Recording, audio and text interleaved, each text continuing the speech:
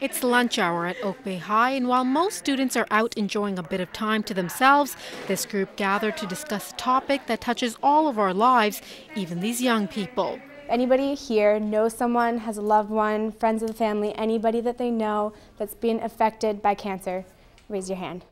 That's pretty much everybody in the room, right? These students will be graduating this year, and while exams, scholarships, and university applications are on their minds, so is the annual prom. The Canadian Cancer Society is working with high school students throughout BC with our Tan Free Grad campaign, and we're encouraging all high school grads to not tan before their prom. Students won't be getting that tan here because the Capital Regional District passed a bylaw last year to ban indoor tanning for people under the age of 18, but that doesn't prevent them from going outside the CRD. We know that any use of indoor tanning equipment before the age of 35 can actually increase a person's risk of melanoma by 75%. And while students like Jessica Wong get the message, her peers are still doing it. Knowing that they do know the risk and still they do it, it is a scary thought.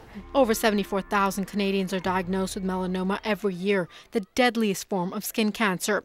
VIHA's Chief Medical Officer, Dr. Richard Stanwyck, says the amount of UV light you get from a tanning bed is 10 to 15 times the strength of the noonday sun. One of the reasons we picked under 18 is that that is a period of time in which the cumulative damage starts, and in fact can be even more significant, because this is a time of period of growth where the DNA is certainly dividing. And that's why Stanwyck is so concerned that we will see the effects of tanning on our healthcare system in the coming years. So starting next week, you'll be able to see these pamphlets and signs in local tanning salons to better educate people. The intent of the brochure is that individuals who decide to use a tanning bed do so with access to quality information about the risks that they're taking as adults. This is still an education phase for the salons, but come April 1st, enforcement will kick in. The fact that we could actually get a regulation pulled together. But some in the tanning industry say they've always had high business standards,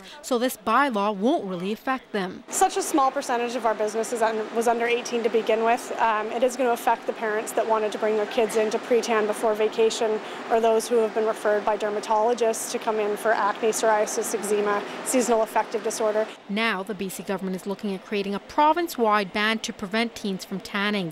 It's in the early stages, and Dr. Stanwyck says this could lead to a more regulated system. How one would regulate the training, and just as we've created Food Safe, that these sorts of educational programs really need to be developed and sanctioned at a provincial level. We've always wanted regulations. We just wanted to be involved. The Ministry of Health is now reviewing the information that came from the Tanning Roundtable. If passed, BC could become the second province to place an age limit on the use of tanning beds. In Victoria, I'm Sucheta Singh for The Daily.